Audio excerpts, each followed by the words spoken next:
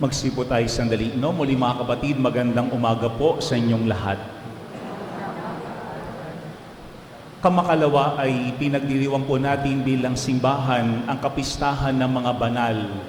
At kahapon ay pinagdiwang naman natin ang kapistahan ng mga yumao o sumakabilang buhay. Siguro kapag ating pong titignan, no, yung dalawang kapistahang yun, meron silang common denominator. Ano yun? Pagmamahal. Ang mga banal ay nagmahal sa Diyos, kaya ibinigay ang kanilang buong buhay para sa Diyos. At kahapon ating inaalaala yung mga tao na minahal natin at naramdaman natin ang pagmamahal mula sa kanila. At maganda po yung ating ebanghelyo ngayong linggong ito, sapagkat isang eskriba, dalubhasa sa kasulatan o kautusan, ang nagtanong kay Jesus at ang sabi niya, alin pong utos ang pinakamahalaga? No, alam po natin mga kapatid, sa pag-iisip ng mga Hudyo, kapag ang isang Hudyo ay sumusunod sa utos ng Diyos, ibig sabihin, siya ay banal. Kaya nga ano ang kanilang ginawa? Kanilang pinarami ng pinarami yung mga utos para ipakita na kanilang sinusunod ang Diyos at kanila ding sinusunod ang paanyaya ng Diyos para maging banal. Pero sa ating pong ebanghelyo, isang bagay ang lumitaw. Ano yun? Ang pinakamahalagang utos mula sa Diyos ay ang utos ng pag-ibig. At yan din ang dahilan para tayo maaala-ala ng ating pamilya o ng ating kapwa. Kapag tayo ay nagmamahal, no? Kapag tayo ay umiibig. Dati merong isang kanta no, na gustong-gusto ko, ito ay inaawit sa isang dula o isang play na ang pamagat ay Love Changes Everything. Ito'y mula sa dula na Aspects of Love. Pero maganda yung refrain nung kantang yun. Ang sabi niya ay, Love changes everything, how you live and how you die.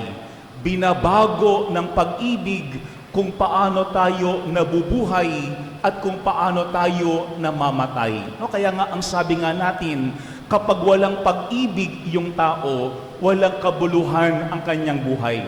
Kapag tanggalin mo sa kanya yung pag-ibig, nawawala ng saysay anuman ang kanyang ginagawa. Pati po si St. John of the Cross. Ano ang sabi ni St. John of the Cross? Sa dapit hapon ng ating buhay, tayo ay huhusgahan ng Panginoon sa ating pagmamahal. Kapag tayo daw ay dumating sa dapit hapon ng ating buhay, isa lamang ang titignan ng Panginoon sa atin. Hindi kung tayo ay matalino, mayaman, magaling o makapangyarihan. Kung hindi isa lamang ang titignan ng Panginoon sa atin, kung paano tayo nagmamahal. Pero maganda pong ating unawain, no, itong ating ebanghelyo. Bakit? Sapagkat ang pinagmumula ng utos ng Panginoon, walang iba kung hindi pag-ibig. Sapagkat po sa lumang tipan, ang mga Hudyo, ang mga Israelita, ay maraming sinasambang mga Diyos-Diyosan, mga paganong Diyos-Diyosan. Pero nung pinaramdam ng Panginoon ang kanyang pag-ibig sa bayang Israel, ano ang kanyang ginawa? Binigyan niya sila ng utos, kautusan, 10 utos. Bakit? Para sabihin sa bayan ng Israel, mula ngayon, magiging opisyal yung ating pag-ibig sa bawat isa.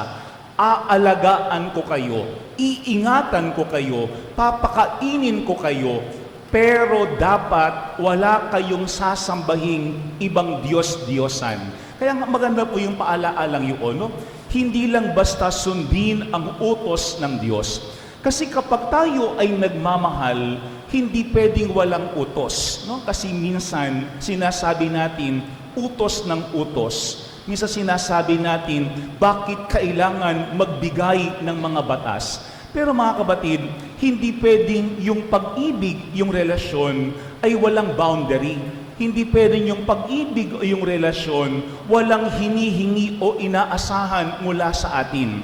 Kaya nga ang laging sinasabi natin, kapag ikaw ay nakipagtipan sa isang tao, talagang dapat maging tapat ka sa taong yun. At ganun din tayo sa Panginoong Diyos. No? Kapag tayo ay nakipagtipan sa Panginoong Diyos, ibinibigay niya yung kanyang mga utos para maipakita natin yung ating katapatan sa ating pag-ibig sa Panginoon. Pero ito pong ating ebanghelyo, mga kapatid, hindi lamang tayo tinuturuan kung gaano kahalaga ang pag-ibig. Kung hindi hinuhubog din sa atin ng ebanghelyo sa ngayon, ano ba talaga ang pag-ibig?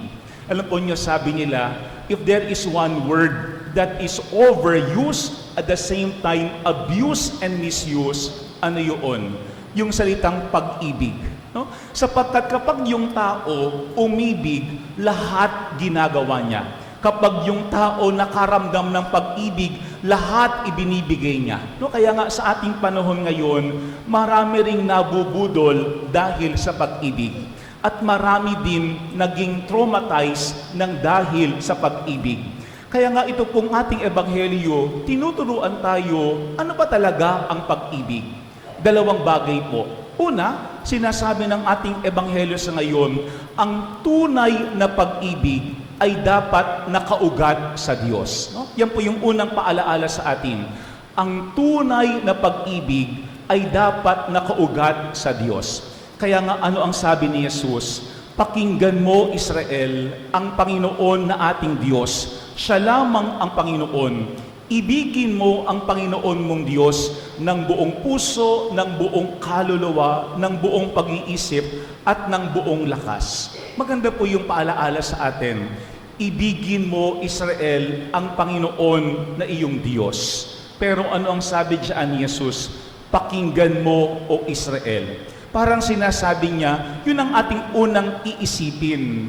Ano ba o sino ba ang Diyos? Walang iba kung hindi lamang pinagmumula ng pag-ibig, kung hindi ang Diyos ay pag-ibig. No, kasi minsan, sinasabi natin, basta ako ay nagmamahal. Kaya kahit masama, ginagawa natin. Kahit kasalanan, tinutuloy natin. Bakit? Kasi nagmamahal. Pero yun ang unang paalaala ng ating ebanghelyo sa ngayon. Una, ang tunay na pag-ibig ay nagmumula sa Diyos. Pero yung pag-ibig ng Panginoon sa atin ay pag-ibig na banal at pag-ibig na nagpapabanal sa atin. Kapag yung pag-ibig ay nagiging sanhi para ikaw ay magkasala, hindi tunay na pag-ibig yan. Kapag yung pag-ibig ang nagiging dahilan para ikaw ay malayo at sumuway sa utos ng Panginoon, hindi tunay na pag-ibig yan. Bakit? Kasi ang Panginoon, hindi lamang siya ang pinagmumula ng pag-ibig, kung hindi ang Panginoon ay pag-ibig. Pero mga kapatid, yan ang ating unang tatandaan. Ano ba yung pag-ibig ng Panginoon? Dalawang bagay po yan. Una, ang pag-ibig ng Panginoon nakalilikha. Yung love of God creates. No? Kaya nga po sa Lumang Tipan, ano ang sinasabi sa aklat ng Genesis? Nang wikain ng Panginoon ang isang bagay, nagkakaroon ng nilikha. Nung sinabi ng Panginoon, magkaroon ng araw, nagkaroon ng araw. Magkaroon ng bituin, nagkaroon ng bituin. Magkaroon ng lupa, ng dagat, nagkaroon ng lupa at dagat. Bakit? Kasi yung salita ng Panginoon ay salita na nakalilikha. Bakit? Kasi yung kanyang salita ay salita ng pag-ibig. Yan po yung unang ating tignan. Yung bang ating salita ay nakakalikha din. Kasi kapag yung ating salita ay hindi nagmumula sa pag-ibig, yan ay pwedeng makasira sa ating pamilya. Yan ay pwedeng makasira sa ating kapwa. Pero mga kapatid, pag sinasabi nating nakalilikha, hindi ibig sabihin noon yung ating salita ay laging maayos. Yung ating salita ay laging magandang pakinggan. No, kasi minsan, may mga pagkakataon para lamang mahubog yung ating pamilya, yung ating kapwa, kahit masakit sa kanila, kailangan sabihin. Bakit? Kasi yun ang tanda ng malasakit natin sa kanila. No, kaya ating hindi pwedeng sabihin na tayo ay nagmamahal kapag yung ating mga salita lamang ay palaging maganda, palaging pleasing, palaging komportable sa ating kapwa. No, kaya nga minsan sinasabi natin, wag na lamang, baka masaktan, wag na lamang, baka magtampo. Pero yun ang unang paalaala sa atin. Dapat yung ating salita ay nagmumula sa pag-ibig. Kapag yaan ay nagmumula sa pag-ibig, maintindihan man o hindi ng ating kapwa, ng ating pamilya, ang mahalaga, yung ating pakay, sila'y tulungan. Yung ating intensyon, ito'y makatulong at makabuo sa kanilang buhay.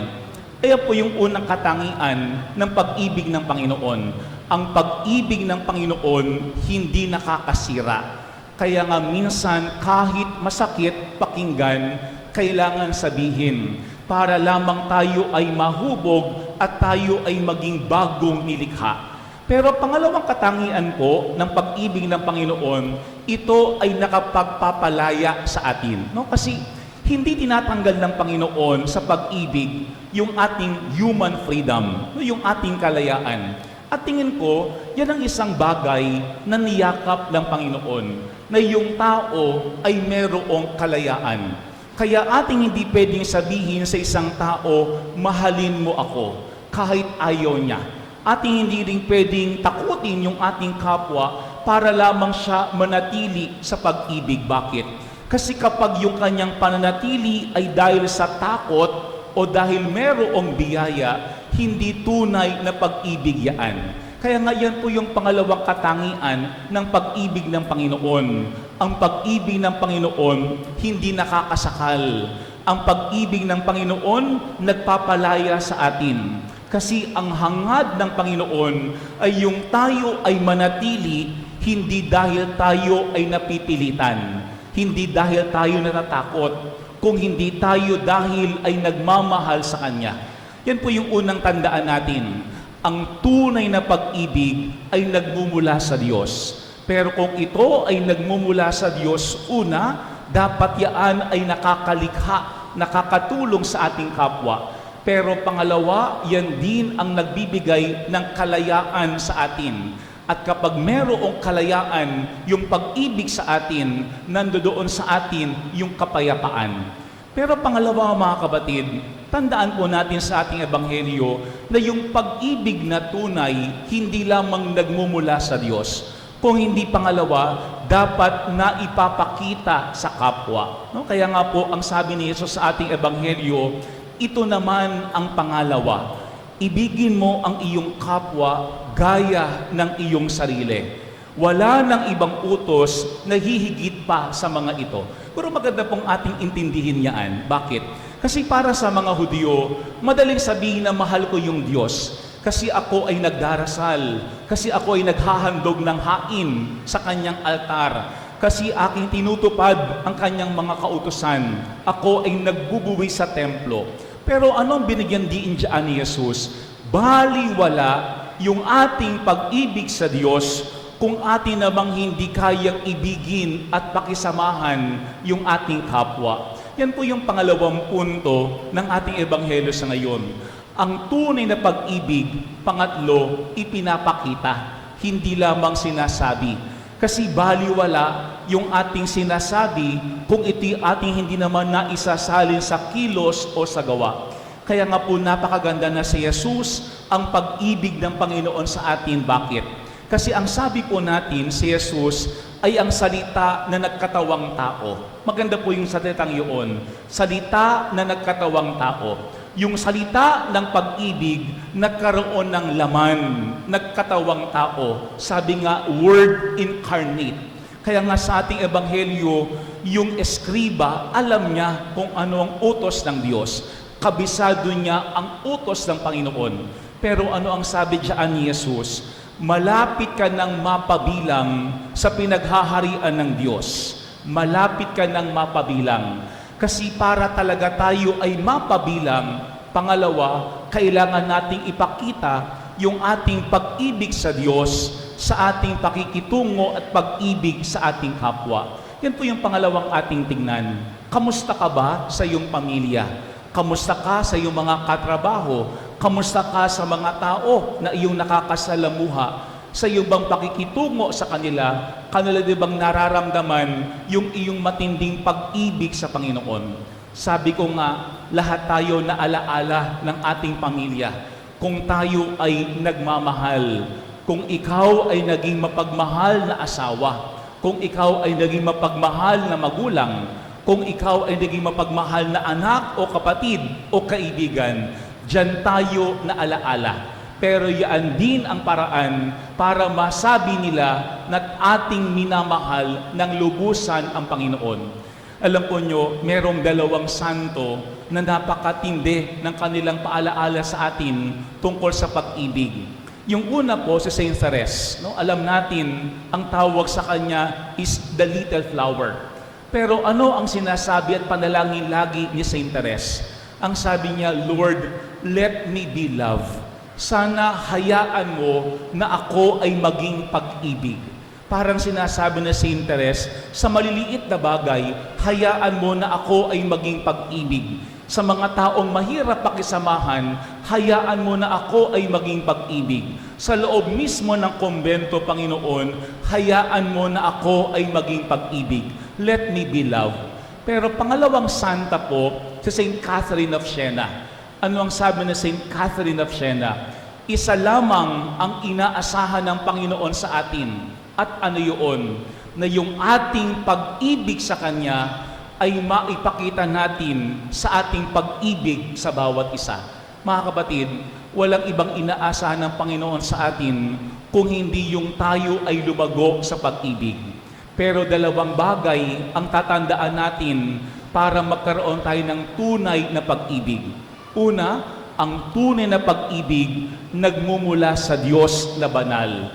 Kaya kung ito ay mula sa Diyos, dapat ito ay nakalilikha at hindi nakakasira. Dapat ito ay nagpapalaya, hindi nagpapaalipin ng ating kapwa. Pero pangalawa, ang tunay na pag-ibig dapat ipinapakita sa ating malasakit at makikitungo sa ating kapwa. Kasi baliwala yung ating handog o yung ating alay, kung yung ating kasama araw-araw ay ating hindi mapakitunguhan ng tama. Tandaan po natin mga kapatid, sa dapit hapon ng ating buhay, isa lamang ang pamantayan ng Panginoon sa atin kung paano tayo nagmahal. Amen. Magsitayo po ang lahat.